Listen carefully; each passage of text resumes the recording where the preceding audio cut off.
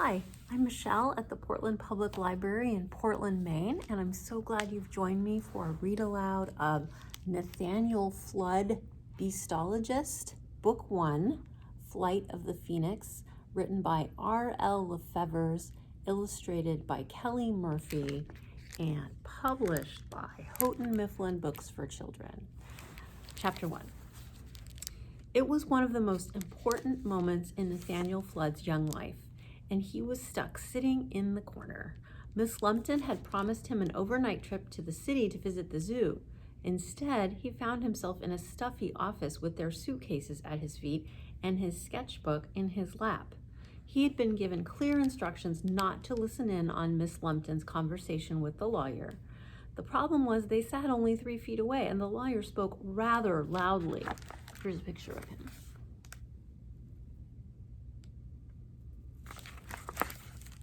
Nate tried to concentrate on his drawing. "Thank you for coming on such short notice," the lawyer said. Nate drummed his heels on one of the suitcases to try to drown out the sound of their voices. Miss Lumpton shushed him. He stopped kicking. "You said you had news?" Miss Lumpton asked. The lawyer lowered his voice, and Nate felt as if his ears grew a bit, straining to hear. "We've had word of his parents." Nate's head jerked up. Miss Lumpton caught him looking. "Keep drawing," she ordered, then turned back to the lawyer. Nate kept his eyes glued to the sketchbook in front of him, but even though his pencil was moving dutifully on the paper, every molecule of his body was focused on the lawyer's words. "On May 23rd of this year, the airship Italia crashed on the ice near the North Pole." Nate's pencil froze. His body felt hot, then cold. He hadn't even known his parents were on an airship. The lawyer continued, "After months of searching, only 8 of the 16 crew have been found. The boys' parents were not among them." Miss Lumpton put a hand to her throat. "So what does that mean exactly?" Her voice wobbled. "It means that, as of this day, September 5th, 1928, Horatio and Adele Fludd have been declared lost at sea." "I thought you said they crashed on the ice," Nate blurted out. Luckily, Miss Lumpton was too busy fishing for her handkerchief to notice he spoke out of turn. "Yes, well, technically the ice was frozen seawater," the lawyer said. "But either way, I'm afraid your parents aren't coming back." Miss Lumpton began to cry quietly. Nate hadn't seen his parents in more than 3 years. Of course, he missed them horribly when they first left. He had been comforted only when they promised to send for him on his 8th birthday. "You need a little more time to grow up," his father had said. "When you're old enough to travel well and your sense of adventure has developed, we'll send for you then." Time had passed. On his 8th birthday, Nate had been excited but nervous too. He wasn't sure his love of adventure had shown up yet. But his parents' letter asking him to join them never showed up either. "Just as well," Miss Lumpton had sniffed. "Their job is much too important to have a youngster tagging along, getting in the way." On his 9th birthday, Nate had been hopeful. Miss Lumpton told him not to be silly. His parents' work was much too dangerous for a young boy, especially a young boy like himself, one who liked quiet walks, reading, and drawing. Clearly, he wasn't suited to a life of adventure. Nate was a little disappointed. He thought he felt the smallest beginning of an adventurous spark. By his 10th birthday, Nate had buried the memory of his parents and never took it out anymore. Much like a toy he'd outgrown, he told himself. But the truth was, thinking of them hurt too much.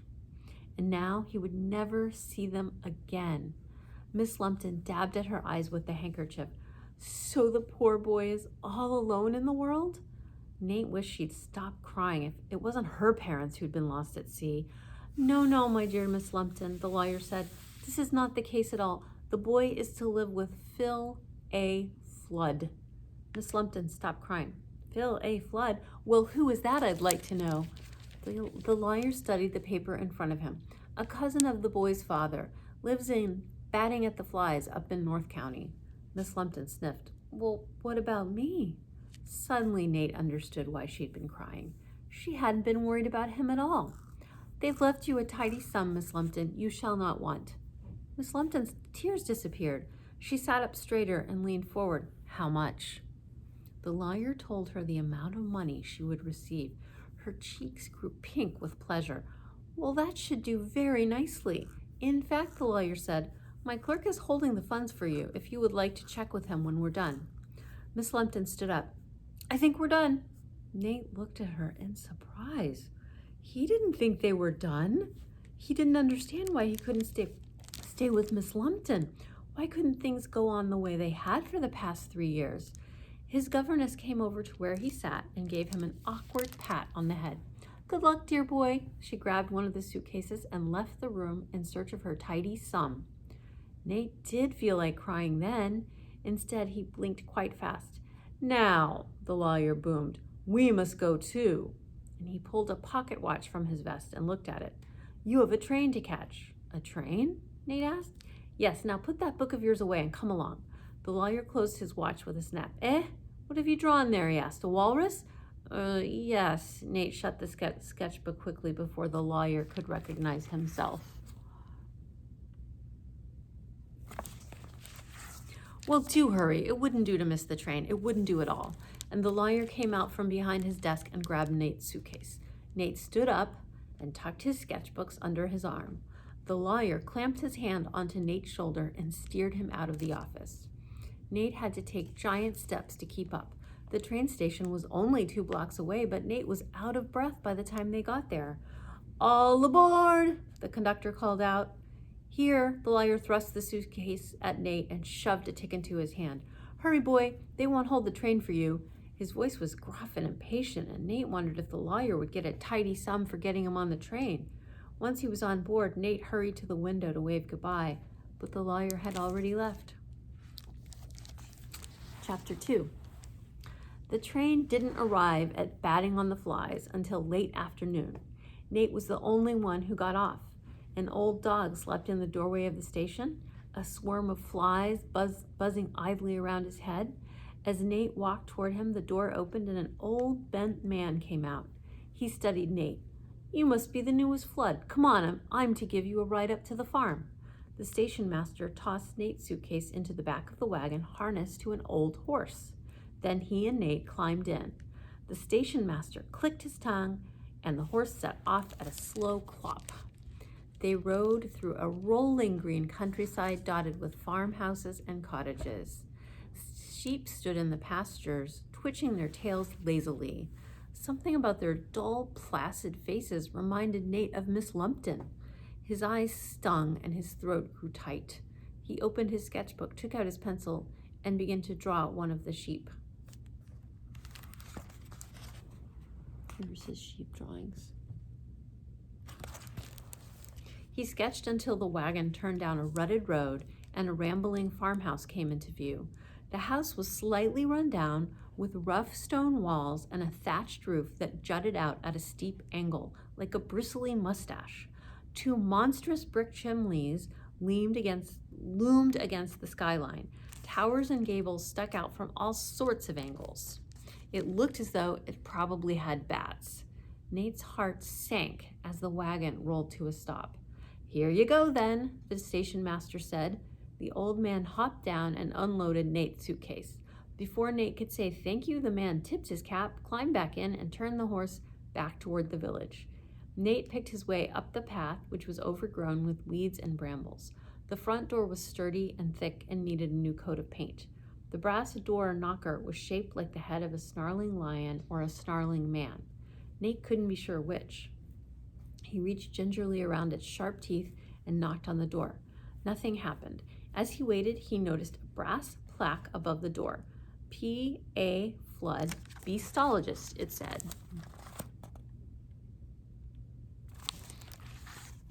He'd never heard of a beastologist before. That could be interesting, except that thinking of beasts had him thinking of bats again. He glanced up at the shadows under the eaves, then lifted the knocker and rapped harder. Finally, he heard the sound of footsteps from inside the house. The door jerked open as a voice said, I told you I don't have anything else for your charity bazaar. Now do leave me alone. Oh, hello. Nate took a step back and stared at the person in the doorway. She was tall, with lots of elbows and knees and angles poking about, which reminded him of a giraffe. Her hair was pulled back, but little wisps escaped. A giraffe with a mane, Nate corrected. His fingers itched for his pencil. Instead, he drew himself up to his full height like Miss Lumpton used to do. I am Nathaniel Fludd. Would you please inform the master of the house that I've arrived? Oh ho, bit of a nib, are you? The woman looked amused. I am the master of the house, young Nate. Phil A. Fludd at your service. Nate blinked. This was his father's long-lost cousin? But you're a she, he said. Phil is short for Philomena, the A for Augusta. My parents couldn't decide between Latin and Greek. I'm sure you can understand why I go by Phil. You may call me Aunt Phil if you prefer. Nate was unsure what to do. He couldn't have imagined someone less like Miss Lumpton if he had tried. A wave of homesickness swept through him, and he fought the urge to run all the way back to the train station. You look just like your father when he was your age, the old woman said. Her words chased all thoughts of flight out of his head. I do? Yes, very much so. Did you know my father well? Nate asked shyly. Of course I did. I taught him half of what he knows. Knew, she corrected. Her voice softened. I'm very sorry about your parents, Nate. They stood awkwardly for a moment before Aunt Phil cleared her throat. Well, come in. I'm quite busy and it's nearly dinner time. Here they are meeting. She grabbed his suitcase, picking it up as if it weighed no more than an umbrella. Halfway through the front hall, she turned back toward him. Well, do come on. Pushing his homesickness aside, Nate followed her into his new home. Chapter 3. The first thing Nate noticed were the maps. They covered the walls like wallpaper. There were maps of the world, some bigger than he was, and maps of oceans and continents and places Nate had never heard of. There was even a map of the moon and stars. Globes of all shapes and sizes were scattered throughout the hall. They passed a shelf that held strange instruments. Nate recognized a few of them, such as the telescope and the compass, but others were completely unfamiliar. Aunt Phil set Nate's suitcase down at the foot of dusty-looking stairs. I'll show you your room after supper. I've got to get back to the kitchen before it boils over. Indeed, Nate thought he smelled something burning already. The kitchen was warm and full of bright yellow light, but it was just as jumbled and cluttered as the rest of the house. Crockery was stacked in wobbly-looking towers. Old dishes and pans filled one side of the sink, and on the stove, a giant pot bubbled and hissed cheerfully, sending a small stream of something brown over its side. A large, odd-looking statue of some unusual bird sat in the corner. It was nearly 3 feet tall and sported a tuft of curly feathers high on its rear. A dodo, Nate thought. His fingers itched to draw it. Sit down, Aunt Phil said, hurrying over to the stove. Nate brushed the crumbs from a chair, then sat. She set a bowl of stew in front of him and handed him a thick slice of buttered bread. I'm going to leave you to your supper. I've loads to do before tomorrow morning. I'm so glad you're here. I was worried you might not make it in time. Nathaniel wanted to ask, make it in time for what? But his mouth was already full. Cornelius here will keep you company, and with that, Aunt Phil disappeared out the back door. Nate looked around the kitchen, wondering when Cornelius would show up. Well, with that hair of yours, you certainly look like a Fludd. Nate jumped at the voice, then whipped his head around to see where it had come from. There was nothing there but the statue of the dodo bird. Unless you're alive? Very much so. But you're a dodo. And you're a boy, but I don't hold it against you. Well, not much anyway. The stew forgotten, Nate stared. But you're extinct. Well, rare, certainly. There are only 4 of us left, 3 of us in captivity. Only I don't think of myself as being captive, more of an honored guest. And you talk? Yes, well, so do parrots and mynas, and I'm far more intelligent than they are. A better conversationalist, too. Now eat your dinner before it congeals. Under the watchful eye of the dodo, Nate returned to his dinner. He was hungry enough that he barely noticed the burn taste. After a few bites, he looked up at the dodo. What's a beastologist? The dodo's feathers puffed up in agitation. How can you be a Fludd and not know what a beastologist is? Nate hunched his shoulders and turned back to his stew. He should have known better than to ask questions. Miss Lumpton always said it was one of his greatest flaws. A beastologist, the dodo said with a sigh, is someone who studies beasts. Not any old beast, mind you, only unusual beasts like me. And he fluffed his feathers and preened a bit. Nate risked another question. You mean like lions and elephants and crocodiles? Those were the most unusual beasts he could think of, and crocodiles especially were fun to draw. Cornelius snorted. Nothing as ordinary as those. A beastologist studies only the most rare and exotic beasts. Nate pushed his empty bowl to the side and asked, like what? Like dodos or basilisks or griffins or manticores and the like? There's a picture of Nate and the dodo.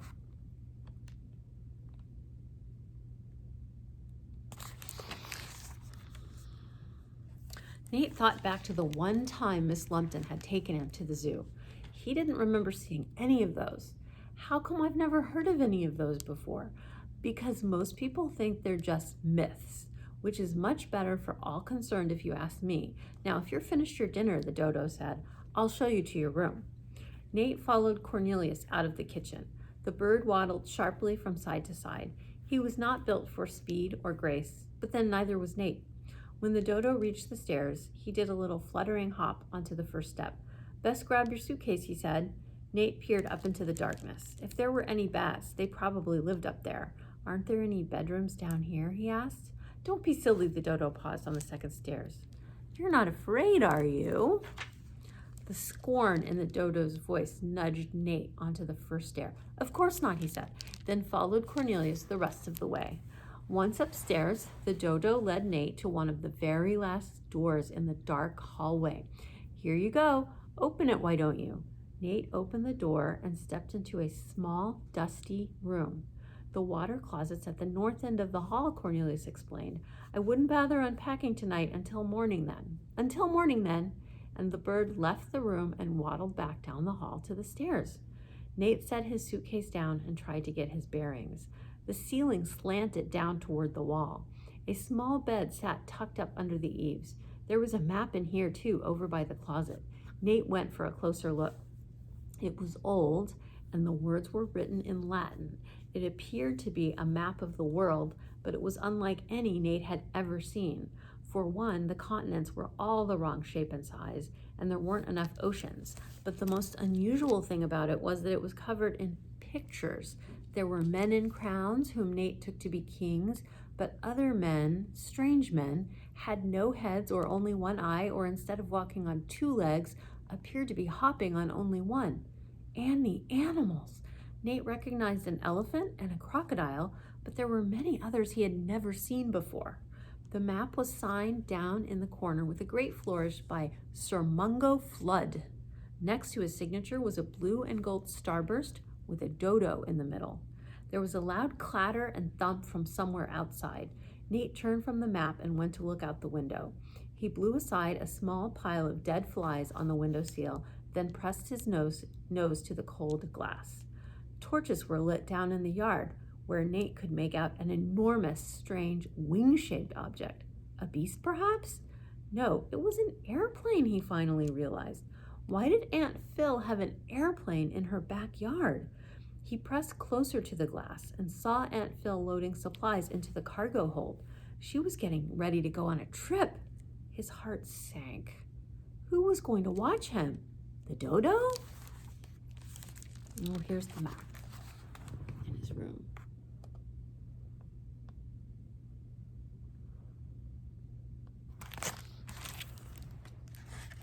Surely it would have been better for him to just stay in his old house with Miss Lumpton, except, he reminded himself, Miss Lumpton wanted her tidy sum more than him. Discouraged, he went over and set his suitcase on the bed. Best get this horrible day behind him and get some sleep. He opened the suitcase to collect his pajamas, then stopped. There was a carefully folded pink flannel nightgown, 2 pairs of woolen stockings, a stack of old letters, and a pair of women's drawers. Cheeks flaming with embarrassment, he slammed the lid shut. He'd gotten Miss Lumpton's suitcase by mistake.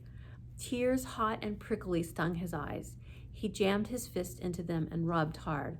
Feeling miserable, he slipped out of his jacket and shoes and climbed into the strange bed. The sheets felt colder than normal. the blanket thinner.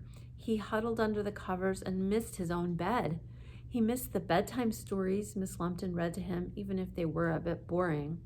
Unable to sleep, he got up and fetched his sketchbook and pencil.